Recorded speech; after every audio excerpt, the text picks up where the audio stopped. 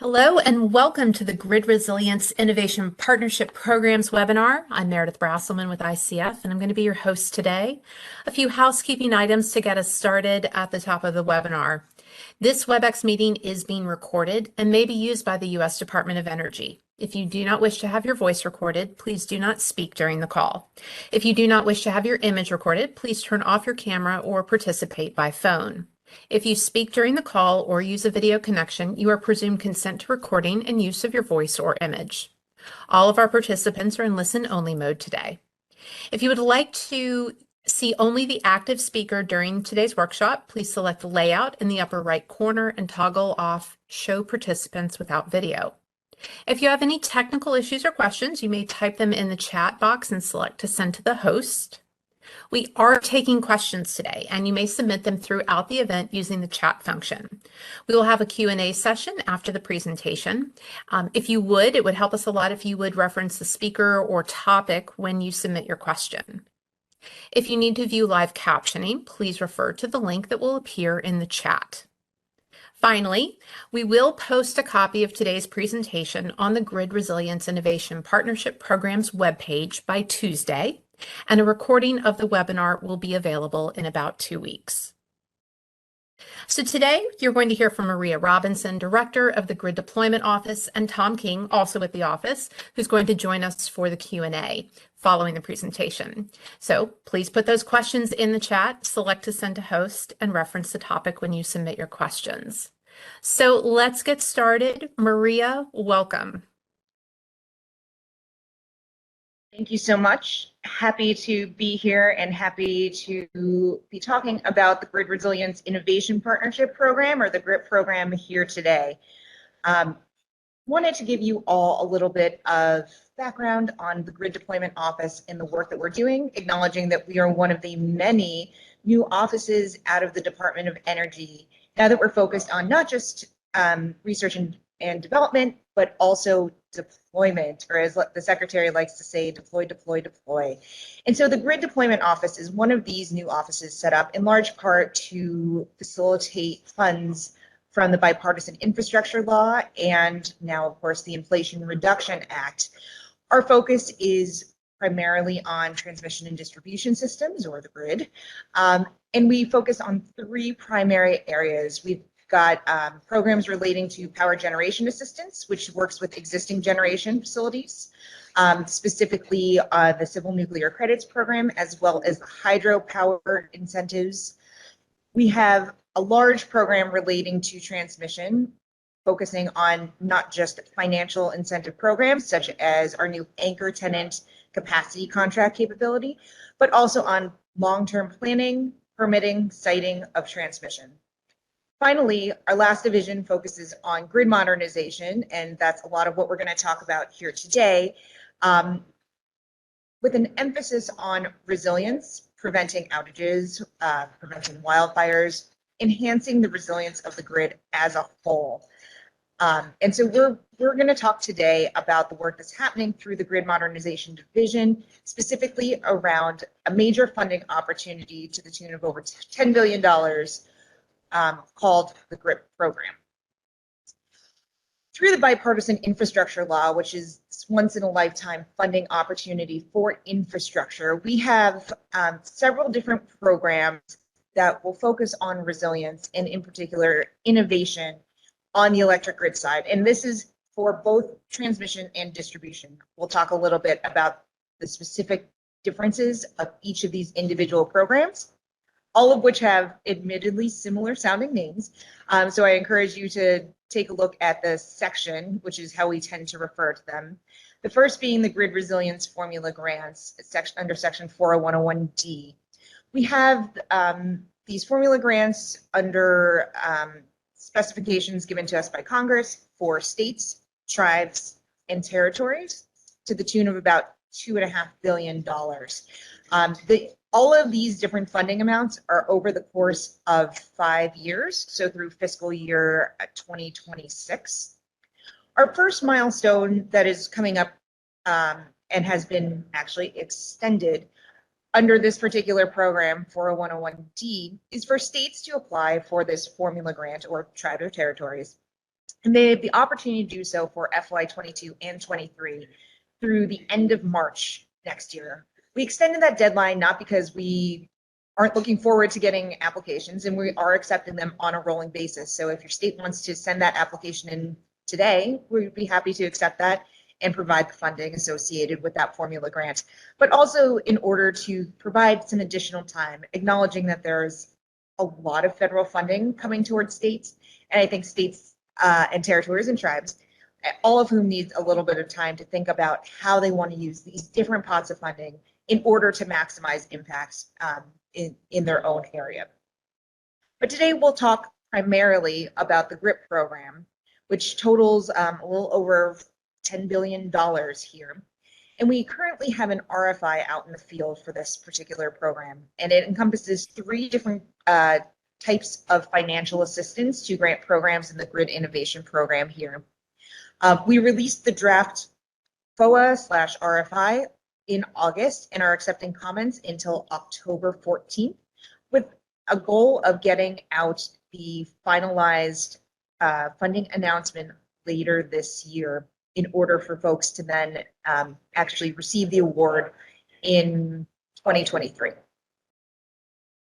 So this program, like I mentioned, consists of 3 different funding opportunities, all of which are competitive. The first is the utility and industry grid resilience grants. Second are the smart grid grants, and we'll talk about how those are a little different than the previous smart grid grants that you might remember from 10, 12 years ago now. And the grid innovation program. Again, we do expect that this FOA release is going to be in mid-November. And again, we're combining fiscal years 22 and 23. So the combined amount available through this particular funding announcement will be around $4.2 billion. As previously mentioned, we will be keeping this RFI open until the end of the day on October 14th, 2022. We are very excited for any feedback that you might provide. We are not going to respond necessarily to individual submissions, but we will read all of the submissions that come together. One question that we have been asked quite a bit, and we want to make sure is clear: you do not need to respond to the RFI in order to be an applicant for the actual funding announcement. The RFI is really there to help inform the final form of the funding announcement, to make sure that we are maximizing our available funds in order to meet the needs out in the field. So again, we will be releasing that FOA later this year. It will be a 2-step process. So we are going to request concept papers, which we hope will reduce the administrative burden for applicants and will admittedly reduce the administrative burden for the department as well, expecting that we're getting quite a few number of applicants. And this way, with concept papers, we're able to get a good sense as to what the project might entail. And then should the project be recommended to move on to stage 2, you'll be asked to provide significantly more information in line with the typical proposal aspect. Each concept paper and application can only cover one topic area, even if you are interested in multiple topic areas to apply for, but make sure that they're kept separate based on each topic area. So what is the purpose of this particular program? So the Grid Resilience and Innovation Program wants to make sure that we are catalyzing investment in community, regional, interregional, and national resilience on our energy system, particularly on our grid.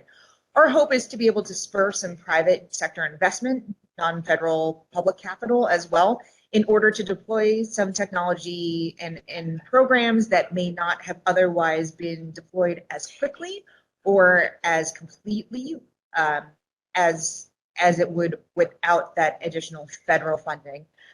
Putting a deadline on things does tend to make projects happen a little bit faster.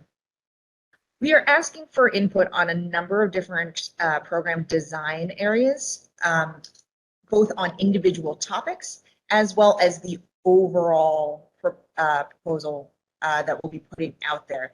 So we would love for your thoughts on each of these areas.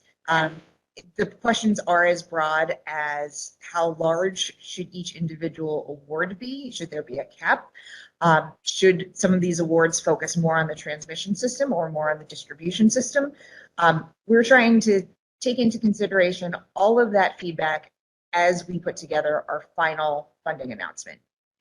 We also want some input on some of these other key administration priorities, including Build America, Buy America, and of course the Justice 40 components, making sure that these projects are engaging the local community, enhancing community benefits as well, and providing high quality jobs to the community in which this project will be located. In particular, we want to have applicants submit information around these areas, whether it is investing in the workforce, how you're going to engage the community as well as labor, DEIA priorities, and then working around the Department of Energy's larger Justice 40 initiative, which is really terrific, and I encourage you to take a look at on our website as well, which will entail a few more of the specifics associated with that particular program. So let's get into the individual programs that we have here. We'll call them 1, 2, and 3 to try and keep track of them, since all of the names do include resilience or innovation. I tend to think of them based on the eligible entity, because I think that narrows it down for different potential applicants who may or may not want to get involved with each of these different funding streams. So the first funding stream here is the competitive utility and industry grants. For this first round of funding, it'll be about $1 billion total available out of the 2.5 across the 5 fiscal years. And we want to reduce the likelihood and consequences of potential disruptive threats and events, recognizing that at this point, the entire country is liable to face some sort of disruptive weather event. It is not limited to certain areas, but truly nationwide.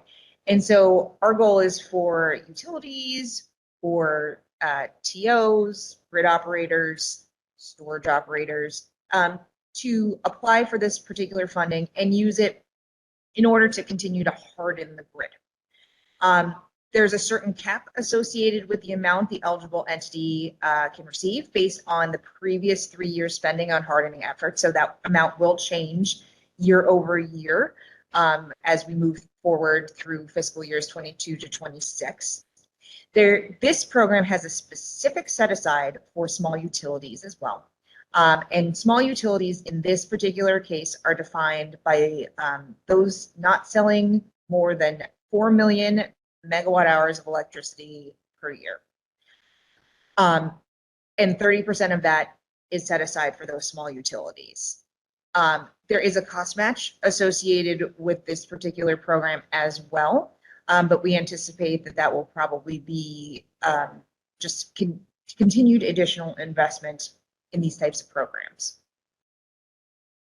Under this competitive grant program, we have specific types of investments that we would like that are made eligible per legislative language. You can see all of them here. A lot of them will provide significant resilience benefits, and we would like to see a combination of multiple different types of projects put together, acknowledging that, yes, there is a universe in which all of this funding could be used for just one type of project. But we also want to make sure that we're advancing and innovating and growing programs to make sure that we're doing everything possible in order to reduce the long-term impacts of disruptive events here. There are some specific resilience measures that are not allowed here under this provision, and in particular, I would note that the construction of a new electric generating facility is prohibited under this particular provision 40101. There's also a prohibition on large-scale battery storage facilities. However, it is allowed if it is being used for enhancing system adaptive capacity during disruptive events. And there is also finally a prohibition on cybersecurity. So I just want to point those out. There are opportunities for all those different types of projects across different funding opportunities, just not this particular one. So next, number 2 here are the smart grid grants, or 40107, under the bipartisan infrastructure law. And in this first funding round, we're likely to be made available $1.2 billion out of the $3 billion total across the 5 years. This one has truly open eligibility. And so for-profit, nonprofit, state, local governments, tribal nations, everybody can possibly apply for these particular smart grid grants, which I think makes it a really appealing opportunity for a lot of different entities out there. There is a cost share associated with this as well of at least 50% of the grant. And there are similar, but there's some nuance here, slightly different goals than the previous utility program. And so this one, one opportunity is certainly through increasing transmission capacity. And the way in which you do that can either be through reconductoring or through GETs. And so looking at a variety of different technologies available there. Again, mitigation of wildfires is going to be a big concern, acknowledging the significant risk that wildfires pose to the grid across the country. And then looking at some of the load management necessary on the edge as we continue to electrify everything. There's certainly going to be more technology needed in order to ensure that our grid remains stable. And then here is some incorporation of cybersecurity as well. This might sound familiar, the Smart Grid Grant program, because it was funded more than a decade ago through the American Recovery Act, which provided different types of funding opportunities back in fiscal years 09 and 10. You'll note that the eligibility, the criteria, the types of projects have been significantly updated, as well as this program now being funded additionally.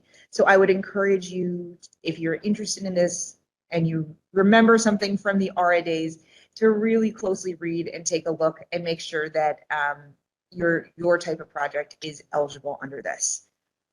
In particular, we're looking at these general areas for investment under this particular program. Again, increasing that transmission capacity and the operational transfer capacity is so important here. There's a variety of different technologies in which we can do it. We continue, as there are more devices being added on the distribution network side, we want to make sure that there's increased visibility to grid operators as well. And that's a variety of technologies, be they hardware or software associated. Continuing to focus on secure communications and the broadband aspects to ensure that data can freely flow, but also securely flow between the different distribution network components.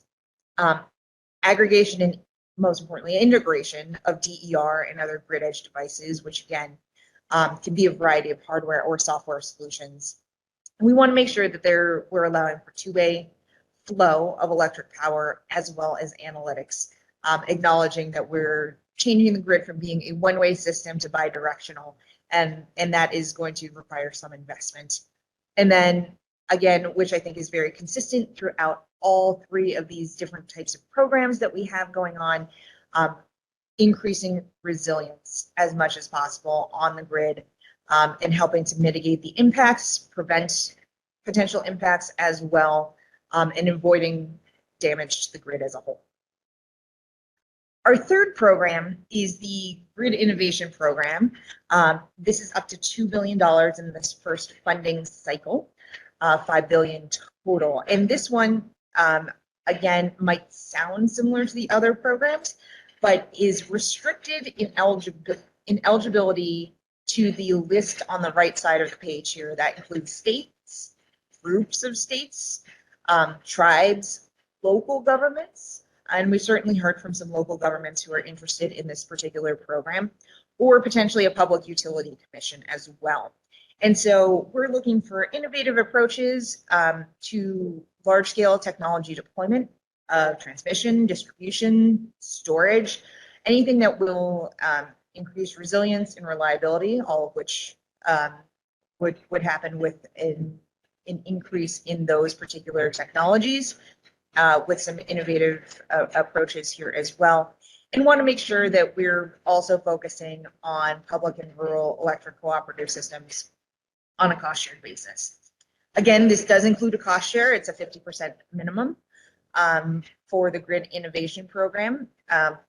We anticipate that this might kickstart some big projects that might have been struggling to just finish out some of the funding, but are things that people have been envisioning doing for many years and trying to really increase resilience, reliability, and to some degree capacity on the grid here. This is one where there is not a ton of direction for the department in terms of how we distribute the funding between transmission, distribution, and storage, and certainly are looking for input from folks as to how we would do so. The goal of this program, again, sounds very similar to the goals of the other programs: increasing resilience, increasing reliability, and continuing to encourage collaboration between public and private sector owners and operators on grid resilience. And so we anticipate seeing applications around transmission capacity increase or enhancements, advanced distribution grid assets, and maybe some combined systems between the two, which we think would be very interesting, as well as innovative approaches to using storage as well. So again, want to remind folks of the timeline that we have here. The RFI, as I mentioned, where you can provide feedback on the questions that we've specifically asked or feedback on other items that we may not have called out. By the 14th of this month, make sure to get it in by 5 p.m. Eastern time. And again, we hope to release that funding opportunity announcement later this year. And it will be for all three of those programs here, the 40101C, 40107, and 40103B for these particular programs. A couple questions that have come up frequently, and we are happy to, we are continuing to accumulate a number of frequently asked questions and are also happy to answer them on a one-off basis. Both through this webinar and through other means, if you want to reach out to folks here at the department. So if you don't apply in year 1, can you apply in year 2 or 5? Absolutely.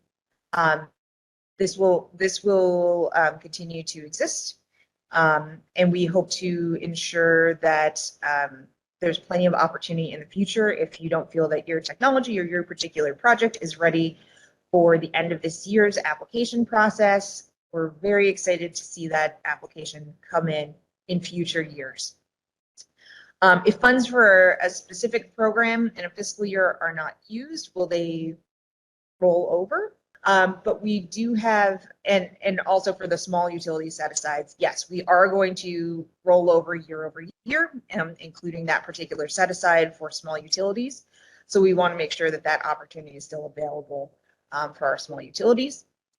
There have been some questions around Justice 40. DOE will continue to review our applications that come in, and we want to make sure that there's strong consideration of our disadvantaged communities, how they might be mitigating any sort of potential negative impacts affecting the disadvantaged communities because of this program or project, or perhaps your project will be reducing some sort of burden on those disadvantaged communities as well. So there are a number of aspects relating to a community benefits plan, and we encourage folks to address all 4 of those particular bullets here: community and labor engagement, investing in the workforce, advancing DEIA, and then also contributing to the goal that 40% of the overall project benefits flow to disadvantaged communities. So if you have more questions, either about this particular program or the Grid Deployment Office as a whole, because as I mentioned, we do have other programs outside of the GRIP program, we are more than happy to answer your questions. We do have a website. And we have funding that's available through the bipartisan infrastructure bill, the Inflation Reduction Act, and then other transmission and grid programs that we have here. We have set up a webpage that focuses on grid and transmission programs throughout the Department of Energy, not just at the Grid Deployment Office. You can find that here at energy.gov/GDO/conductor. And that will answer some high-level questions that folks might have about what funding stream might be right for your particular project in order to ensure that you can maximize your probability of being considered for some sort of grant or potentially a loan, as we also have separate loan programs, both through our office, the loans program office, and others throughout the department. So all things relating to grid transmission financial programs can be found here at the Grid and Transmission Program Conductor. So now we'd like to open it up for some questions from folks who are here on the webinar today. If you submit your questions into the little chat box there, the team will pull those up, and I think we've probably got a couple already, and we'll be happy to answer them here. But again, feel free to reach out, look at that Grid and Transmission Conductor page if your question does not get answered today. If you send an email through that page, we will make sure that your question is responded to. So thanks so much. Maria, thank you so much. I also want to welcome Tom King now, also from the Grid Deployment Office, who's going to join us for the Q&A. And just a quick reminder, we will be posting a copy of today's presentation on the website by Tuesday, and a recording will be available in about 2 weeks. So with that, let's start with our first question. How do the formula grants align with the GRIP programmatic activities? So Tom can answer lots of questions more specific to the grid formula grants as well, but our goal in putting out this RFI as one sort of group and also doing it around the same time as the formula grants is to give states and other entities the opportunity to really think holistically about all of the different funding opportunities available to them. Some states may want to go just the formula route. Some states may want to compete for some of these larger grants as well, but all of which are in the name of resilience. And Tom, you might want to talk a little bit about where we are with those programs, and maybe also the state energy program that provides additional funding through a different office. Again, lots of funding flowing. It's just being able to keep track of it, and we're trying our best to make sure that's a straightforward process. Yeah, absolutely. The opportunities are immense, and we were at the Tribal Energy Summit the past 2 days, and sitting in a conference, seeing all the opportunities, it really is intimidating. When it comes to grid resilience, the formula grants are based upon 5 different factors, and these factors have been laid out. And so we've gone through the allocation process that has been updated.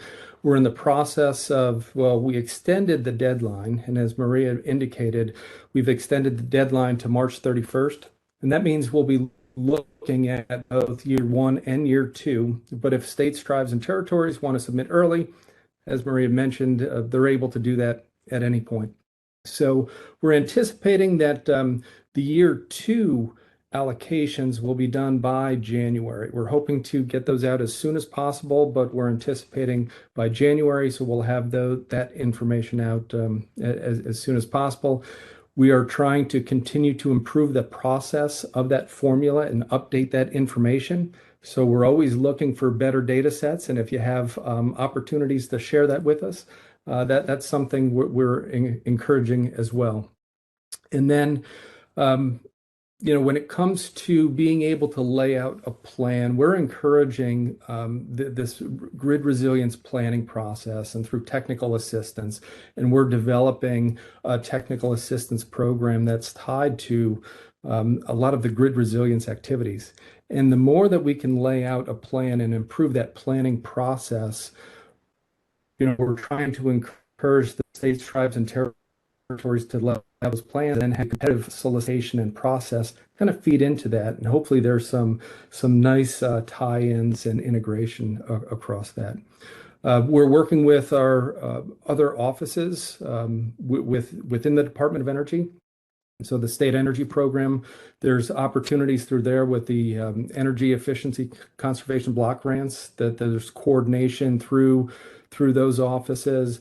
A lot of activity that's going on, a lot of coordination. But as we continue to move forward, we are going down the runway and we're putting the wings on the planes. So we continue to move forward and advance. Yet we're still kind of trying to take off here. So a lot of activity that's going on. Please continue to work with us. We look forward to your comments through the RFI, through the GRIP program, as well as the formula grants. So thank you. Great, thank you. Can a utility apply for all three of the GRIP programs as well as the Grid Resiliency State formula grants when they are launched by the state? So a utility can apply for the utility program directly. The utility can be a sub-grantee on the grid innovation, but a state or tribe or local government or PUC needs to be the primary applicant, to whom the state then chooses to sub-grant out. There are no restrictions associated with that. And then a utility can apply for the smart grid grants as well. And then they can also be a sub-grantee on the 40101D formula grants. So yes, there's a lot of opportunity, again, available, is just keeping track of the many moving deadlines. Very good. And Tom, you mentioned the conference you've been at for the last couple of days, so this one is a good segue. Are tribal governments an eligible applicant for the program?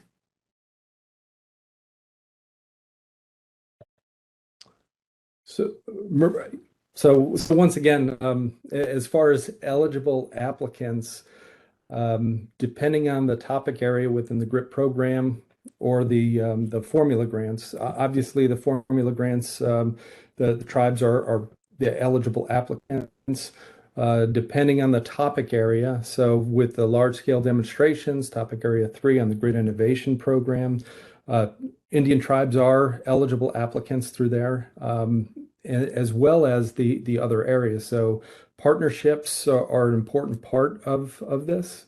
It's kind of in the name of the GRIP program, with the Grid Innovation and Grid Resilience Innovation Partnerships program. So Indian tribes are eligible, and through the needs, there are, depending on the topic areas, there are specific requirements, eligibility requirements, but through partnerships, there's a lot of opportunities across each of those 3 topic areas. All right, very good. Next question. Would new transmission be an eligible activity for 40101C? So 40101C has specific statutory requirements. We would encourage folks who are looking at new transmission to be looking at 40103B as an opportunity or if you're reconductoring 40107 as more of that opportunity, whereas the 40101C is looking more at those hardening activities that were listed on that slide previously. All right. Let's see, next question. Regarding the smart grid grants, would AMI smart meters fall under this program? So there's been a lot of feedback so far, and we're looking forward to hearing more feedback on whether AMI smart meters should qualify under the smart grid innovation grants. And so we acknowledge that that was a big part of the last round, again, over a decade ago, of smart grid innovation. And we think that grid innovation has come a long way over those past 10 years, and would be strongly encouraging applicants to consider some more of the innovative technologies that have been specifically listed on the previous slides. Okay, great. Next question, can applicants submit more than one concept paper? Applicants can submit more than one concept paper, but you can only submit one concept paper per topic area. Your concept paper cannot include multiple topic areas, but you can submit multiple concept papers, and they can presumably relate to one another, but you do need to keep them separate because for accounting purposes, we need to keep these streams of funding separate from one another, as well as the actual application and selection process separate from one another. All right. So this next question, can you please clarify the cost match provisions for these programs? It appeared that number 1 had different requirements than 2 or 3. Tom, would you like to dive into the cost match issue? Sure thing. So, but by statute, things are not necessarily the same across each of the divisions. And so there's differences when it comes to the cost share and cost match requirements. And when you look at topic area 1, and that's the grid resilience grants, and this is laid out and it's documented, and it may be something that you would just want to take a look at when it's called out, because it's specifically called out in the draft FOA. There's a table in the draft FOA that kind of lays out the 3 different cost match requirements. And I can quickly go through it, but the whole idea is when you're looking at these larger scale demonstration projects, by law, these tend to have a 100% cost share or 100% cost match. The differences associated with that is the cost match is matching the dollar per dollar of the federal investment. The cost share is based upon the entire project cost. And so those are the slight differences between cost match and cost share. But I would encourage you to look at the table within the draft FOA that kind of lays that out, because area number 1, topic area number 1, looks at 100% of the amount of the grant, or at least 50% of the total project costs, and then there's exceptions for the small utilities. Topic area 2 is 50% of the total project costs, and then topic area 3, based upon the Energy Policy Act, cost share must be at least 50% of the total project cost. So these are laid out. If there's questions or comments, we can continue to go into more detail in regards to that. Okay, very good. Next question. Would any of these opportunities allow a consortium of small local munis or co-ops together? Many munis and co-ops have major resource issues even to apply for grants and to undertake projects, and a consortia or partnership approach would increase their ability to participate. Certainly. So as long as the members of said consortium are eligible entities themselves, then they may apply as a group. But if you have someone in said consortium who is not an eligible entity, then we might run into some issues associated with that as to whether the consortium would be considered eligible. But if you are, say, a trade association made up solely of eligible entities, unis, co-ops, IOUs, that is completely fine, because that is a group of them that are applying together, as long as, again, they're all eligible entities themselves. Okay, great. The next question, are there any significant differences in the types of projects that 40101C or 40101D will fund?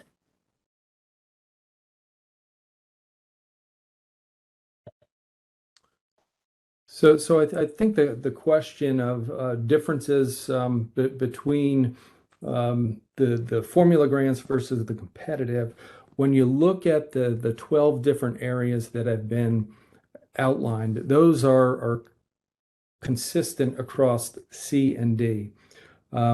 So there's going to be some common area. There could be some common areas across those 12 different eligible projects that have been identified. And I think One difference is just in potential ownership structure. You can see states applying for the formula funding and wanting to do a project themselves, as opposed to then subgranting off to a utility. So that might provide opportunities for munis and co-ops that might struggle to put together the paperwork for a competitive grant.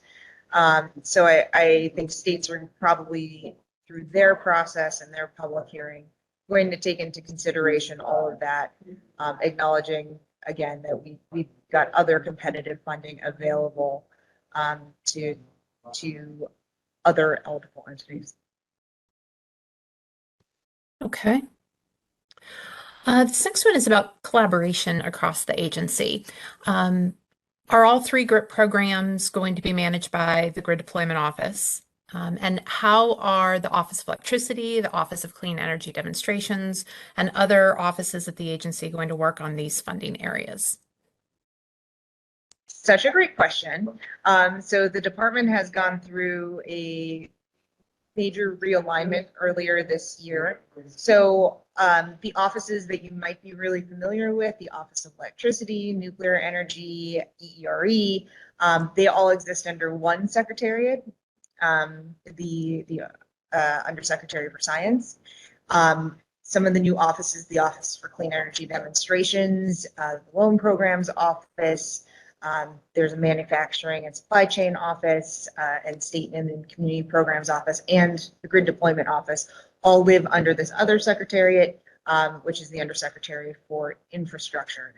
So we are certainly collaborating a ton with our other offices here. I will say that the Office of Clean Energy Demonstrations versus the Grid Deployment Office, the answer is kind of in the name.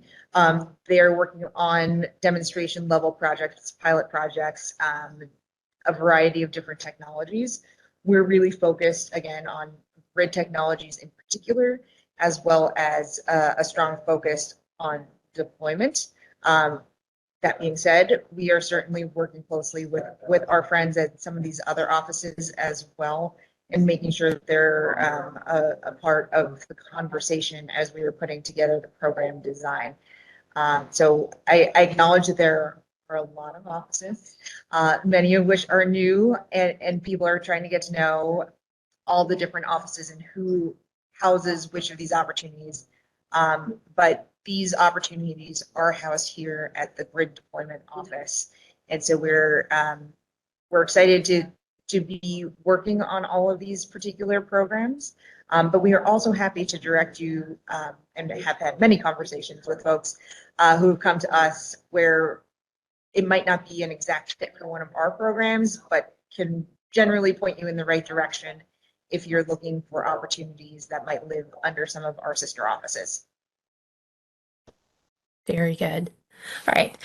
This next one, will technical assistance be available for all three GRIP programs? We noticed it was only asked about for feedback on the Section 3 Grid Innovative Program. Is the timing on technical assistance similar to the timing of the full funding opportunity?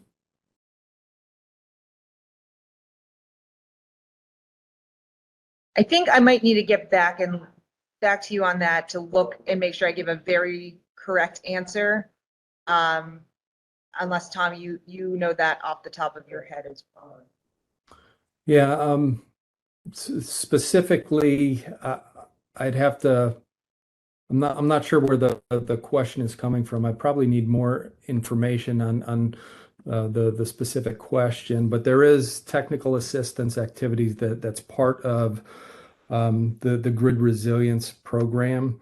From the funds that we have available through, for example, the formula grants, states, tribes, and territories can use 5% of those funds for technical assistance. The department also has the ability to use 5% for technical assistance where it's touching grid resilience as a whole. So when you look at the overall touch points of where the grid comes into play, whether it's some of the state energy security plans, we're trying to have conversations across the department of where is the technical assistance needed and how can we utilize these funds to work across the areas where it specifically comes to grid resilience. So this program's continuing to be formed and evolving, but we're really excited about the opportunities that we can work with the different stakeholders, eligible applicants, as well as entities in helping with the technical assistance from a near-term efforts with application assistance, but also with grid resilience planning opportunities and the touch points associated with that, where there's analysis that's needed, as well as other types of outreach activities. So this is continuing to form and evolve, but we're extremely excited about the opportunities to be able to make impactful differences here. Very good, very good. Well, that wraps up the Q&A for today's webinar. We know that we have a lot more questions that have come through, and we are going to be working to answer those publicly here very soon. Likewise, we are moving up to post copies of today's presentation on the website tomorrow, not on Tuesday, but tomorrow we're going to do that. Again, the full recording, though, will take a little bit longer, but we'll get the slides up as soon as we possibly can tomorrow. If you have additional questions and comments on the Grid Resilience Innovation Partnership Program, please email us at gdorfi@hq.doe.gov. And we will put that in the chat for you as well. So Maria, Tom, thank you very much for joining us today. Thank you to all of our attendees for participating. Everyone take care, and we will talk soon. Thank you.